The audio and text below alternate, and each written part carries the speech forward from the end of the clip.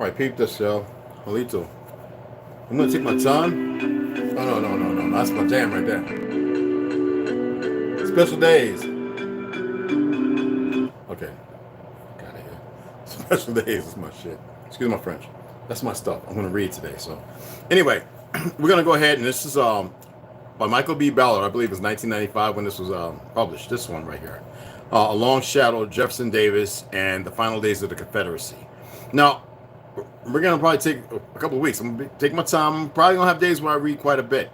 Now that I'm ready a few times, I actually paid attention. I listened to audio on certain biographies or just small paperback type. You know, it's kind of a biography, but yet this is done to no avail, and you know why. Most of the history of the South is nothing but a scripted lie, and we're gonna chew the meat. We're going to chew the cud, chew the tobacco. I'm going to spit out the vine or spit out the bones, okay? And at the end, we'll have this conversion and conversation. And I'll point out key factors as I'm reading along.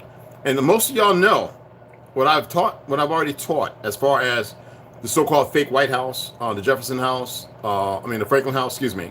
Franklin was a Negro. Most people don't want to agree with that, but he was. All right? Hamilton. He was a mulatto of English, of British, of Scottish, or British, Scottish, something like that, and Mary Negro stock.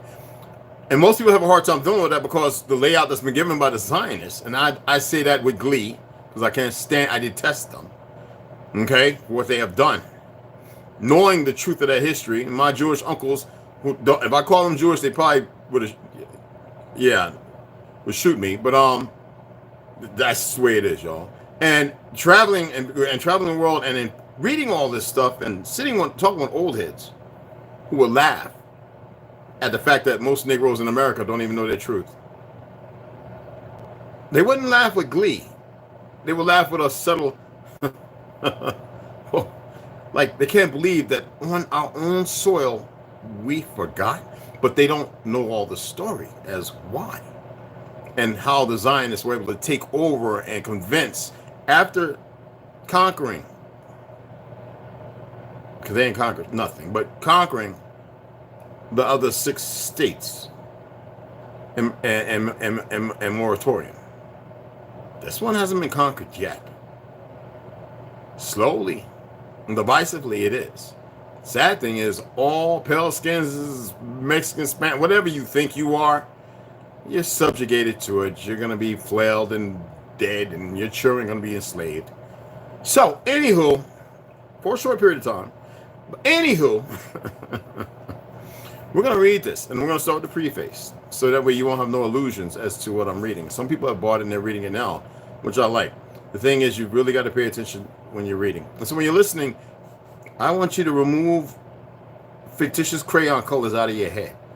Because you got to remember, the people who write this stuff illuminate their ideology. What we're going to do is we're going to chop it, because a lot of times they go to certain constituent individuals for more research and written doctrine already, which perpetrates falsehoods and narratives. As we all know, anybody with common sense, Jefferson Davis' wife was a Negro. I would like to show you. And you're gonna kind of giggle. I'm not gonna do a screening. I'm upstairs. I'm on my phone. Whoo, child. I'm not gonna get into James at all. The stuff they have done with these posers sitting in is just amazing. Okay, I'm going to show you a picture of her as the Negro she is. Now, this image is superimposed. So is it one picture imprinted over another? You tell me. You can Google it yourself. I hate Google. But this picture, I've seen it numerous times, and it's been critiqued many times because it is a false representation of Jefferson Davis. His wife, the negress. Yes, it got to a point where if you wore pale skin allowed to learn at Yale, it wasn't called Yale University, it was called Yale something else. That didn't happen until you know, the skull and crossbones and secret societies took over, and then built it even much bigger on ancestral soil, usually brown close to burial grounds. Anyway, that's another old topic, and that's where they were learning how we govern.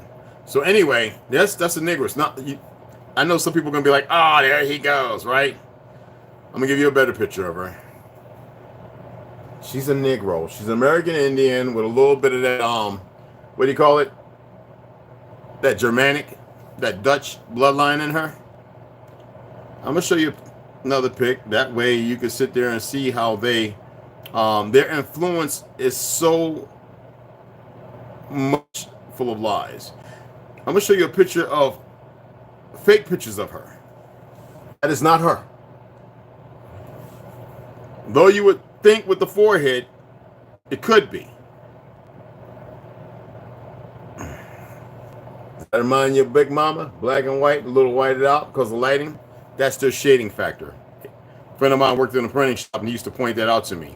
Now I'm gonna show you something else. Now you can see what they've done. Now, I know a lot of people like this right now, but no, it's Negro. It's just Negro. You pull it up, okay? The Negress or whatever.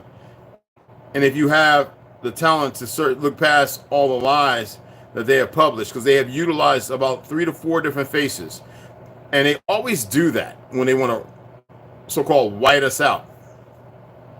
It's a drawing. There wasn't much that could change, but she was a Negro.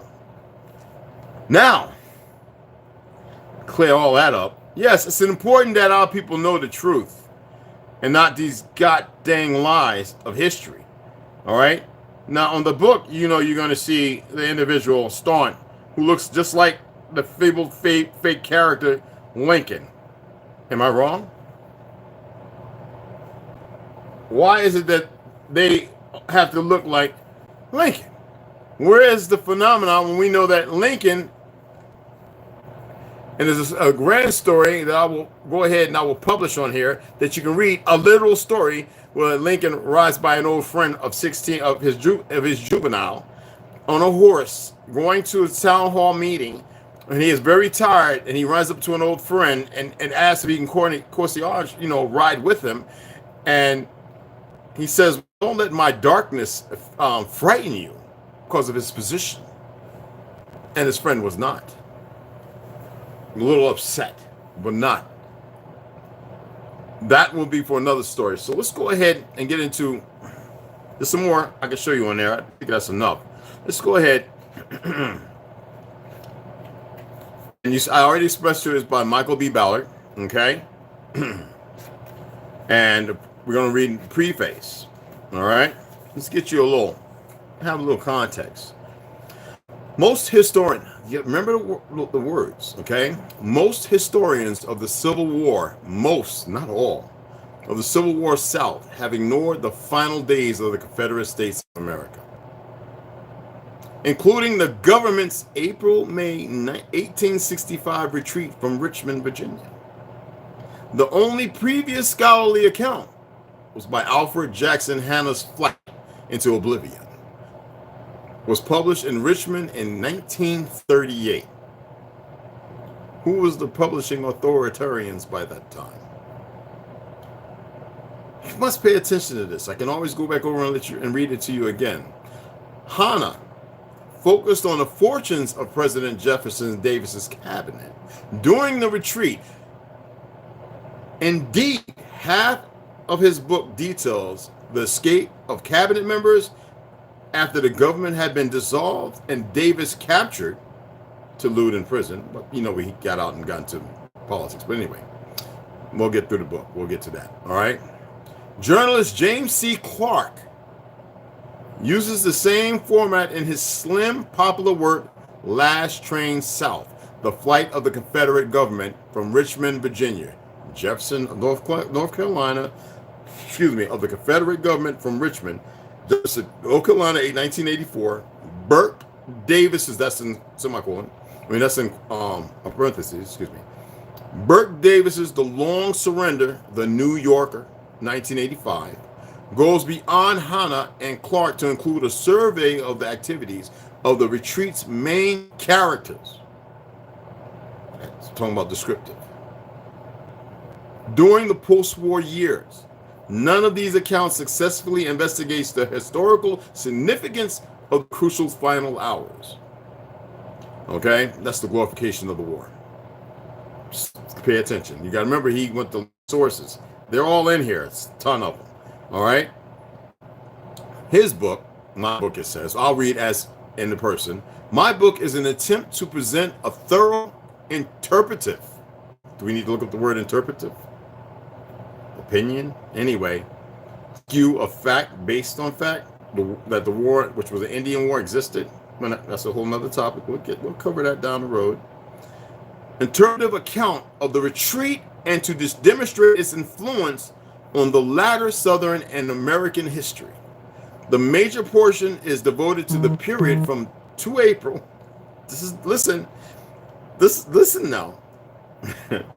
Is devoted to the period from 2 April, the day the government evacuated Richmond, Virginia, to 10th May, when Jefferson Davis was arrested in Georgia.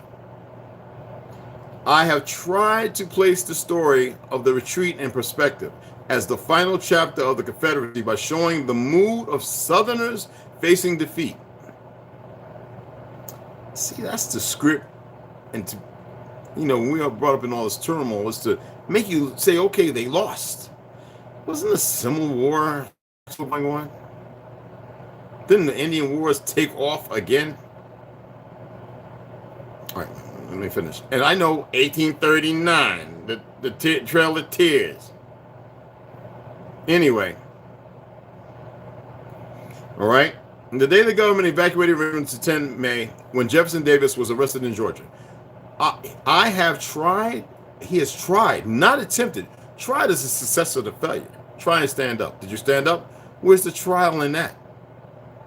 Trial means you fell over and over and over. But if you attempt and fell, you made the best at an attempt that you can reproduce the next day without the flaws of yesterday. All right, I'm not here to scholar you on that. That's a whole nother topic. Okay. I have tried to place the story of the retreat in perspective, and it's got to fit his constituents, which is a fake white supremacy and a fake privilege for them to be the grand writers. Napoleon said what? Who writes the history? Okay, clear that up a little bit.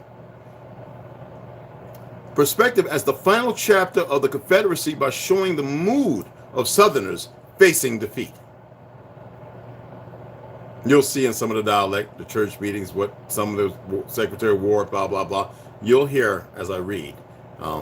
Delhi, you will see what I'm saying. So I'm laying a format to get you in, suck you in, so that way when I start reading the precepts, the paragraphs of the storyline, and his interpretation, based upon opinions of those that are not based on facts, interpretations, get there, okay? I love this. Describing the personalities, roles, and interrelationships of Confederate government and military leaders during the last days. The funny thing is they're going to be talking about regular folk, common folk too. But anywho, and analyzing, you can't do that. You can't write a story without that. But anyway, and analyzing the various controversies born during the flight and continuing into the postbellum era. As the title suggests, my emphasis is on Jefferson Davis rather than on his cabinet. But his cabinet is going to be there. My emphasis is on Jefferson Davis rather than on his cabinet. None of the many Davis biographers have given enough attention to the effect of the Confederacy's final days on Davis's presidency as his image in the post-war years. Presidency on his and his image in the post-war years, which is descriptive, and we'll get to that. As Southerners began to sense the inevitability of defeat during the winter months of 1864 and 1865. Now, for those who are pragmatic in the truth of history and knowing with certain individuals, whether it be old reporter who blew up the history about the original presidencies, whether it was 14 before Washington, and Jane, who said, look at maps and history in the whole, as far as her narrative based upon black and white, and a few other people, a French reporter and everything else, showing that the map is upside down, that we think is south and north, has nothing to do with what's really the truth going on, and what's the east and west has been flipped on its head as far as the four corners. And we are looking at everything backwards. We're given a perspective to believe that things are up and down, so therefore upside down. So it's reverse, inverted. Okay? Okay. Oh, I love this. Take your time. If you got a pen and a piece of paper, write it down. Now, Davis became the target of increasing criticism. However, during his final 3 months in Richmond, the determined president skillfully handled several major issues, some of which threatened the very existence of his presidency. As a result, Davis's image just prior to the loss of Richmond was not as negative as many historians have suggested. Much of the protests against his leadership came from those who had long been his political enemies. The South was rich. Who was his political enemies? The Confederate president's actions and experiences during the retreat reinforced his status as the last beleaguered defender of the cause and provided the foundation for martyrdom that came with his imprisonment, in large part because of the events of the last days. Davis emerged as a central figure in the post-war lost days. Post-war is going to be lost cause movement in the South.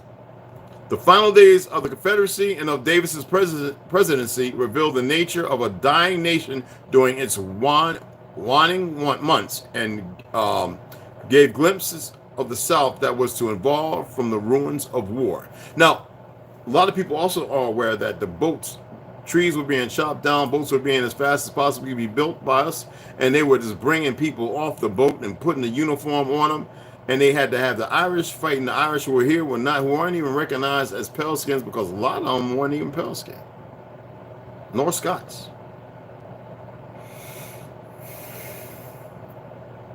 A whole nother topic and books and story and references to sources that are out there that they will never teach in history school. Okay. Many people made the writing of this book possible. He is especially indebted to John F.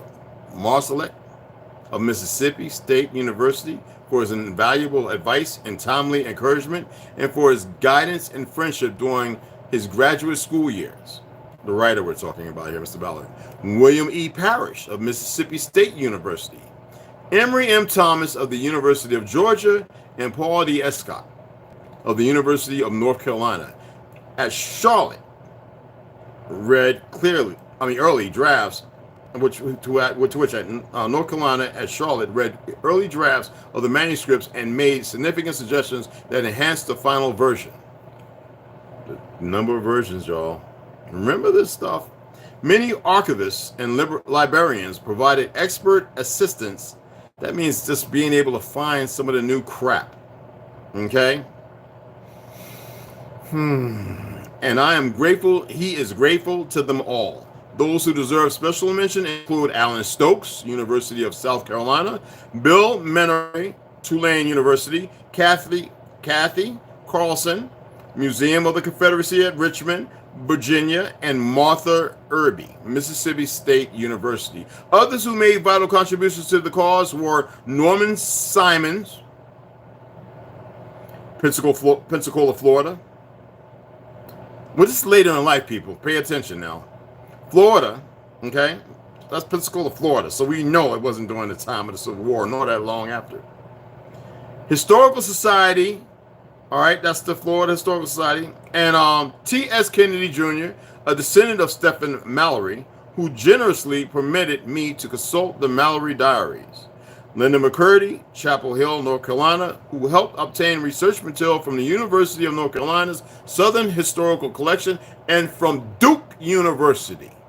And Peggy Bonner, who typed all drafts from the first to the final. I mean, you can look her up. Peggy Bonner, okay? Who typed all drafts from the first to the final as far as the drafts for this crap. The University Press of Mississippi has been most supportive. I especially thank executive editor Sita I can't even pronounce her goddamn name, but it's Norwegian or Finlandian or something. Shrinivasan, some shit, for cooperation, encouragement, excuse my language, but I gotta say it like that, and efficiency. Finally, I would be remiss in not mentioning Jim Scholmeyer and Charles Lewis, two Mississippi State University professors who passed away tragically in the prime of their lives. They contributed nothing to this volume, but they contributed more than they ever realized to the development of a history student. I think they would be proud. I know I am proud and fortunate to have known them. So, that's the preface. Now I'm going to give you a few as far as a long shadow. We're going to go ahead and get into the old story of the sick lion. I'm going to give you quite a few paragraphs here so we can have you pondering some things and thinking about some things. At the commencement of 1865, wrote Confederate Assistant Secretary of War John Archibald Campbell. John Archibald Campbell, listen to the names. There was no connection between the government in Richmond and the Trans-Mississippi Department. The defeat of the Army of Tennessee at Nashville had opened the West and the Southwest to invasion in every part. Sherman's army had devastated Georgia and all the railroad communication in the South and Southwest. The war was on the part of the Confederates limited to the defense of Richmond, Virginia, and its dependencies. Campbell's post-war assessment paints a justifiably bleak picture. Though Confederate forces still controlled sections of Virginia and the Carolinas, the port city of Mobile, Alabama, and considerable portions of the Trans-Mississippi, you gotta remember, that's where it all started. All right? Bama. All right? When we were laying waste to all them sons of bitches. Anyway, excuse me. The port city of Mobile, Alabama, and considerable portions of the Trans-Mississippi, listen to this, Trans-Mississippi, this dominance meant little. Union forces were concentrating for decisive onslaughts against rebel armies in all theaters. Lies. The Confederate war machine against which the Union offensives were to be launched faced serious logistical and manpower problems. In January 1865, Confederate Commissary General Lucius B. I only know Negroes with that name, but we're going to keep going, moving forward. B. Northrop reported to Adjutant General Samuel Cooper, not the pale horse, but many Negro Coopers I know, quite a few. Only ones I knew were in the military, and they were all Negroes. The feeding from hand to mouth is our permanent condition with a ravaged country, broken down teams, and railroad transportation not sufficient for bringing, forward current supplies. And indebtedness rapidly increasing with a credit impaired, Northrop doubted that the situation would improve. When Major General John C. Breckinridge replaced James A. Seddon as Secretary of War in February 1865, he asked his bureau chiefs for status reports and received a collection of pessimistic appraisals. Echoing the problems Northrop had cited the previous month. The chiefs also complained of poor administrative coordination and the lack of manufacturing materials. They're making the South to be this great nation, but at the same time making them out to be incompetent and all that other stuff. This is crucial to understanding when you're reading something, the perverseness of how history has been turned on its head. Breckinridge took immediate action to try to improve the situation. He persuaded Confederate President Jefferson Davis to remove the unpopular Northrop and work to get much-needed operational funds from the Treasury Department. What does that sound like to you? Yeah, Billy Esquire, he's no good. He's doing a fine job, right? But he's no good. We need to move him out. All right. Unfortunately, despite Breckinridge's efforts the disastrous, excuse me, I had to rub my nose. All right, excuse me. Breckinridge's efforts, the disastrously inflationary Confederate economy, and the continuing transportation problems proved insurmountable. Keeping the ranks filled with men to supply, there's no quotations, filled, I've read this before and it's the same thing. Keeping the ranks filled with men to supply posed an even larger and more immediate problem. Casualties and disease had taken a heavy toll, and many disheartened men had simply decided to go home by 1865. As Ella Lon noted, the Confederate Army was visibly melting away. By then, the wife of one veteran recalled, the common soldier perceived that the cause was lost. He could read its doom in the famine around him, in the faces of his officers, in tidings from abroad. His wife and children were suffering. His duty was now to them, so he stole away in the darkness, and in infinite danger and difficulty found his way back to his home fireside. He deserted, but not to the enemy. We never betrayed anybody. We were betrayed, though. We'll get down there. We'll cross them T's and dot them I's.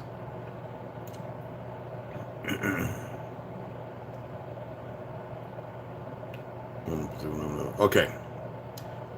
His duty was now to them, so he stole away in the darkness, and in infinite danger and difficulty found his way back to his own fireplace. All right, he deserted, but not to the enemy. Another contemporary commented, March 1865 came in gloomy and melancholy, and brought with it a dreadful certainty of disaster and defeat. You motherfuckers didn't know. Anyway, one thing that almost quenched the last hope in me was seeing the men coming home. Every day they passed in squads, in couples or singly, all leaving the army.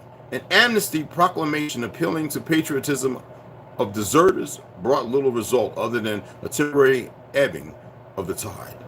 The deteriorating military situation weighed heavily upon President Jefferson Davis. At a January wedding party in Richmond, the 56-year-old Davis impressed one observer as thin and careworn, naturally fine in his appearance. His hair and beard were bleaching rapidly.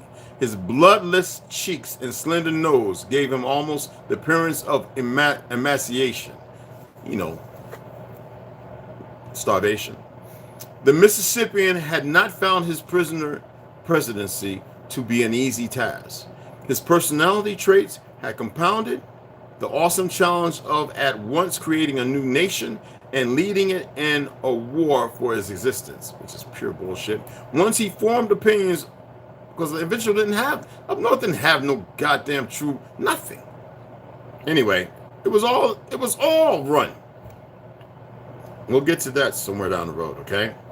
Of individuals, whether positive or negative, Davis seldom altered his judgments. Thus, he had supported generals who failed to perform while opposing others who had proved capable betrayers. And he found it difficult to deal diplomatically with politicians he did not like. Davis was a proud man who did not take criticism well. And it was for this reason, Verena Howell Davis wrote in latter years that she opposed his acceptance of the presidency. He was abnormally sensitive to disapprobation. Even a child's disapproval discomposed him. He felt how much he was misunderstood, and the sense of mortification and injustice gave him a repellent manner. Very offish, standoffish, and and I would be that way too, knowing that in the midst of all this, there are betrayers. It was because of his super sensitive temperament and the acute suffering it caused him to be misunderstood. I had deprecated his assuming the civil administration. As military setbacks blurred Southern visions of independence, criticism of Davis naturally increased. Yet no one could question what was perhaps his most important attribute, as president. His unshakable devotion to the success of the Southern cause, despite the reverses. What they tell on themselves when they write. They literally putting stuff in there has nothing to do with what Davis was doing or going through. Davis remained as defiant as he had been throughout the war. So if all that other stuff was to be true, this and felt that kind of way, but he remained defiant, stand fast. He didn't waver.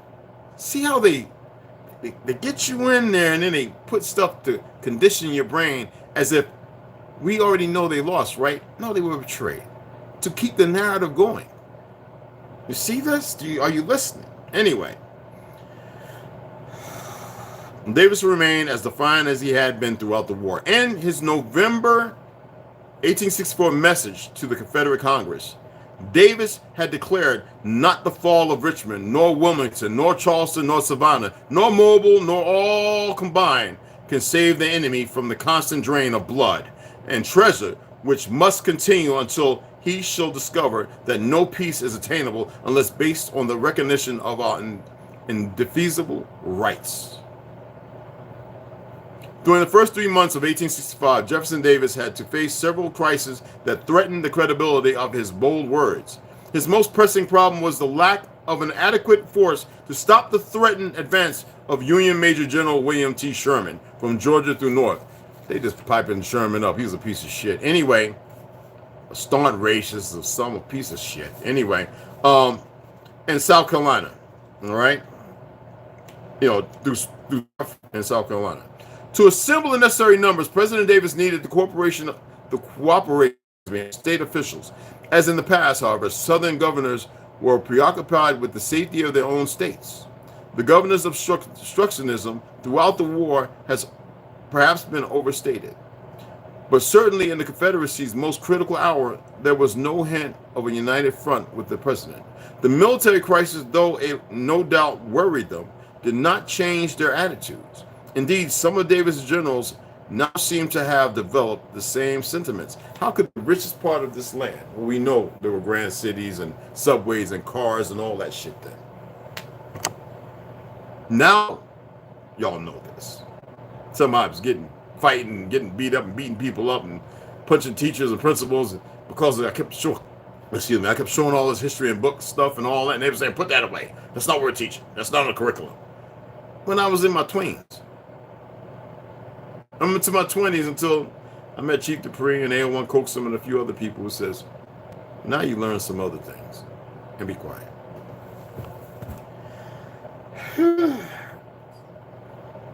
Look, the book is going to have a lot of good fat in there, okay? The president's first look to the trans-Mississippi area for relief. He urged General Edmund Kirby Smith either to create a diversion by marching into Missouri or to cross the Mississippi River and reinforce the Army of Tennessee. Smith responded that high water and logistical problems made both movements impossible. In truth, that's bullshit. Yeah, the general probably had a more personal motive. Since the fall of Vicksburg in 1863, the trans-Mississippi region, comprising Louisiana, Texas, and Arkansas had been cut off from effective contact with Richmond with the consent of appropriate state and central government authorities. Kirby Smith had assumed the functions of the president and cabinet and attempted to carry on the government. He had developed a strong sense of responsibility for the area and thus felt an obligation to stay on the western side of the Mississippi. Now, you know what gets me? If I was to pull a map up and show you the north and where the Union armies were and where they were coming from, literally majority were coming off boat after day and night, and being given uniforms and hot cots and meals and quick training. What was like 4 weeks, and they had been fighting overseas, conquering all the Europeans. This was like some of the younger ones that their fathers have been conquering. You know what I'm saying? And they been thrust right down south because we were the majority, the South, so-called South. Okay. When I tell you we were betrayed, we're going to get to that. I'm just going to stop it right here. Let me see. Davis next looked at the Army of Tennessee decimated during the Nashville campaign of November. This is, all right, I'm going to read this paragraph and we'll stop it right here and we'll be on page 7. Davis next looked to the Army of Tennessee decimated during the Nashville, Tennessee campaign of December 1864. During the early in 1865, General Richard Taylor, former head of the Department of Alabama and Mississippi, had replaced John Bell. Listen to this. Had replaced John Bell Hood as its commander. Taylor reported to the president that any attempt to move the crippled army eastward would complete its destruction. Appeals for replacements to governors in Taylor's old district brought little result. Both Taylor and General P.G.T. Beauregard, commander of the military division of the West, opposed dividing the army and leaving Alabama and Mississippi defenseless against Union raids and bands of outlaws. President Davis had to continue his search, though, for more manpower elsewhere. And we'll pick it from there on page 7. And let me say something to you. Have any of y'all taken the time to look up that actor, James Stewart, the major in the army, who made Miracle on 34th Street and a whole lot of other movies? And they had the James Stewart story, I guess, in the 60s. And the brother who played the cop, you know, with Red Fox and Lamont, they wanted him in the show. And that was in 1942, or 1944, excuse me. He said, why do we have to have them niggas in our shows? Don't they already run the government? So they have everything. So what does that allude to? It's important that we get to the end of this because he actually puts down his information that he got, and we're going to cross some T's and dot some I's. And you're going to be like, and I just pointed out some things that you yourself can look up. This stops all the bullshit. It does. Not just this book. I've got 5 or 6 more based on the Confederacy that just knock your head in the dirt. It's a lie. You see, the changes are always happens when somebody's going to betray you. You feel what I'm saying? They always do that. It never stops. And usually those second and third and fourth agents, look how they wrote about Paul Revere. Like he was a knight in shining armor. But it wasn't him. It was 3 other people and 2 brothers and a mulatto woman. They said pale skin, white, you know, that's bullshit. Who actually took the words that Paul Revere was the goddamn traitor. So what they do? They made you believe, just listen to me. They made you believe Columbus found America. Put a statue all over this motherfuckers. That way the Italians and Sicilians would feel some kind of way. Most Sicilians didn't give a fuck because they knew that it wasn't the goddamn Columbus. That fake motherfucker they put up there made them pale-skinned Sicilians, them damn Ashkenaz who took on the position of being Italian. Okay? Their way and assimilated into that script. They just slide forth. Like he ain't conquer shit. Columbus came in like a thief, took a handful of people, this, that, and all that, and that's about it. Took us over there. He ain't take no Mongol or Mongol. That's who the fuck they are. Why is that every story you read about when they were dropping off the ships over there, all of a sudden became slaves, but it was talking about you see these tall, dark motherfuckers with feathers and shit, carrying tobacco and gold and everything, dropping it at the foot of these motherfuckers, who they did not recognize. That's right. That's the fact. Okay? Why were the Dutch making totem poles that we were already creating, and they were always Negroes? Tobacco storefronts. Now, there was nobody else.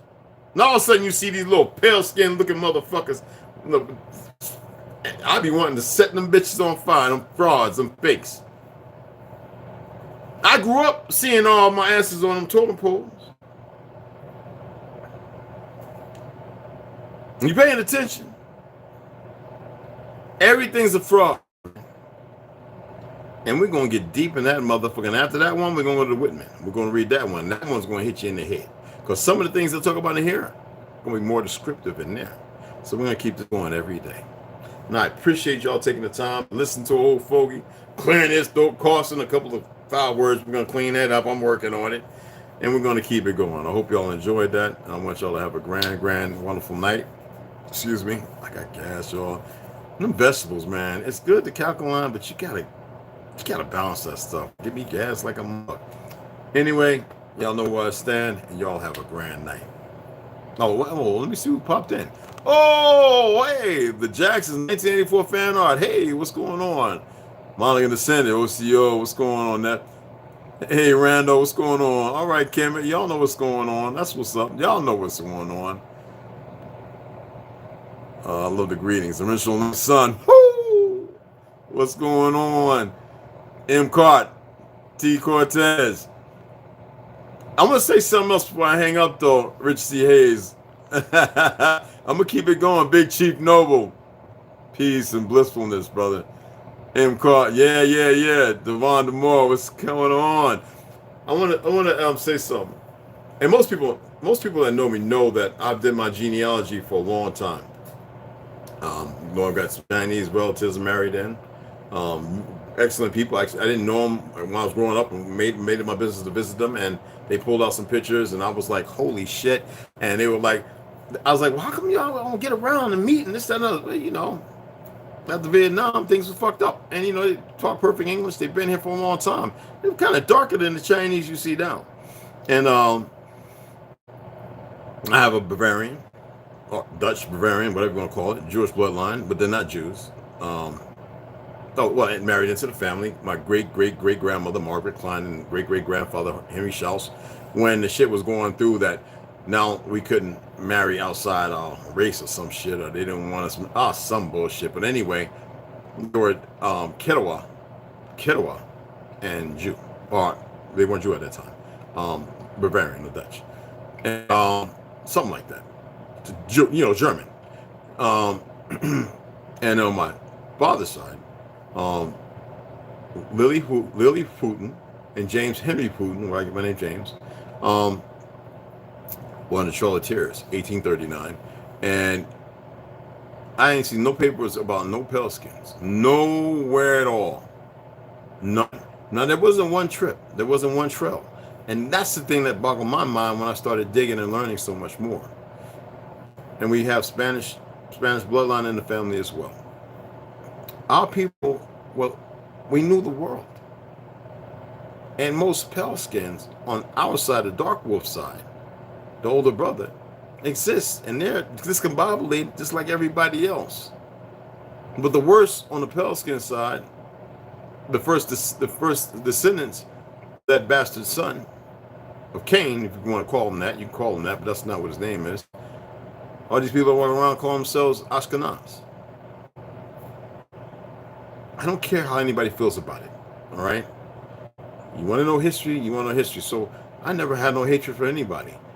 You know, some people say, well, you must love everybody. Look, if you're deplorable and stuck in crayon colors and race and ethnicities and ID, all that shit, this is not the platform for you. You need to go to one of the more hate-mongering, goofy-ass, conscripted by this fake government and the Zionist narratives. So go take your butt there. I can't do that. I can't give you what you want. I'm going to give you what the fuck you need. And we can grow together and we can make corrections as we go along. Because everything is not about being right. And it's damn sure not about some ego. It's definitely not about being emotionally stable, like mental castration. It's about keeping the head and the state together. You dig what I'm saying? And I'm gratuitous to all walks of life if they really attempting to walk in the right of light, and let the light be their guidance. And with that being said, y'all have a grand evening. Love you all.